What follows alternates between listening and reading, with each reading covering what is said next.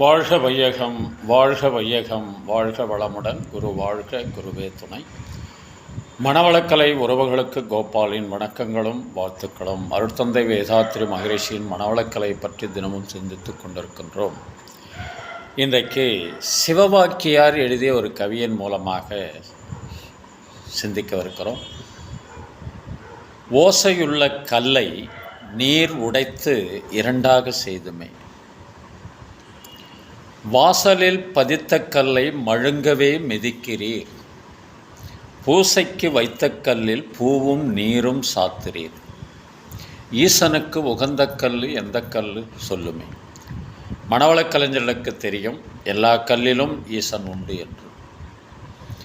இருந்தாலும் நம்முடைய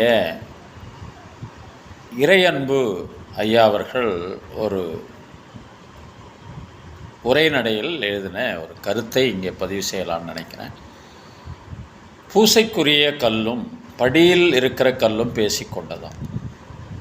நானும் கல், நீயும் கல், உனக்கென்ன அவ்வளவு மரியாதை, பூசை புனஸ்காரமெல்லாம், எனக்கு மட்டும் அவன் மிதிக்கிறான் என்னை போட்டு அப்படின்னா. பூசைக்குரிய கல் சொல்லியதாம். என்ன சொல்லியது?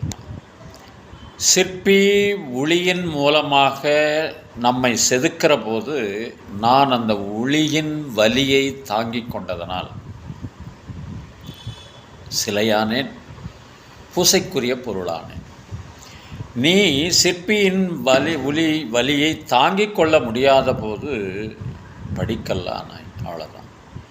மனிதர்களும் அதுதான். பண்பட்ட மனிதர்கள் எல்லாவற்றையும் தாங்கி எதிர்கொள்ளுகின்ற மனோதைரியத்தையும் பெற்று வாழ்க்கையை எளிமையாக கழிப்பார்கள். அதை ஒரு பாடலின் மூலமாக தெரிந்து கொள்ளலாம். உள்ளம் என்றும் எப்போதும் உடைந்து போகக்கூடாது, என்ன இந்த வாழ்க்கை என்ற எண்ணம் தோன்றக்கூடாது. எந்த மனிதன் நெஞ்சுக்குள் காயமில்லை சொல்லுங்கள், காலப்போக்கில் காயமெல்லாம் மறைந்து போகும் மாயங்கள்.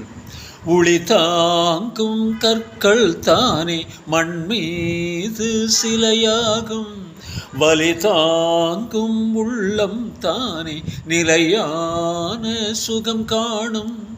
யாருக்கில்லை போராட்டம், கண்ணில் என்ன நீரோட்டம், ஒரு கனவு கண்டால் அதை தினம் முயன்றால் ஒரு நாளில் நிஜமாகும்.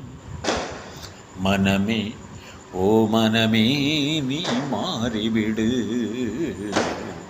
மலையோ அது பனியோ, நீ மோதிவிடு. அற்புதமான வைர வரிகள். மனிதனை உற்சாகப்படுத்துவதும் ஊக்கப்படுத்துவதற்கான வரிகளை கவிஞர் எழுதியிருப்பார்கள் என்று சொல்லி இன்றைய சிந்தனையை நிறைவு செய்து, இன்று பிறந்தநாள் திருமண நாள் காணும் அன்பர்கள், நண்பர்கள், மனவளக்கலை உறவுகளுக்கு அருட்தந்தையின் அருட்காப்பு, அருட்பேராற்றல் இரவும் பகலும் எல்லா நேரங்களிலும் எல்லா இடங்களிலும் எல்லா தொழில்களிலும் உறுதுணையாகவும் பாதுகாப்பாகவும் வழி நடத்துவதாகவும் அமையுமாக. அருட்பேராற்றல் கருணையினால் உடல் நலம், நீளாயுள், நிறை செல்வம், உயர் புகழ், மெய்ஞானம் ஓங்கி வாழ்க வளமுடன் என்று குரு நினைவோடு வாழ்த்தி மகிழ்கின்றோம். திருமணத்திற்காக காத்து கொண்டிருக்கும் பெண்கள், பிள்ளைகளை விளக்கு நல்ல வரணம் இந்த விரைவில் திருமணம் நடைபெற வாழ்த்துகின்றோம். வாழ்க வளமுடன். வேலை வாய்ப்புக்காக காத்து கொண்டிருக்கும் பெண்கள், பிள்ளைகளை விளக்கு நல்ல வேலை வாய்ப்பு அமைய வாழ்த்துகின்றோம். வாழ்க வளமுடன். குழந்தை பாக்கியம் இல்லாத தம்பதியினருக்கு விரைவில் குழந்தை பாக்கியம் அமைய வாழ்த்துகின்றோம். வாழ்க வளமுடன். உடல்நலம் குன்றியிருப்பவர்கள், மனநலம் பாதிக்கப்பட்டிருப்பவர்கள், தொற்றினால் பாதிக்கப்பட்டிருப்பவர்கள் அனைவரும் விரைவில் பூரண உடல்நலம் பெற வாழ்த்துகின்றோம். வாழ்க வளமுடன்.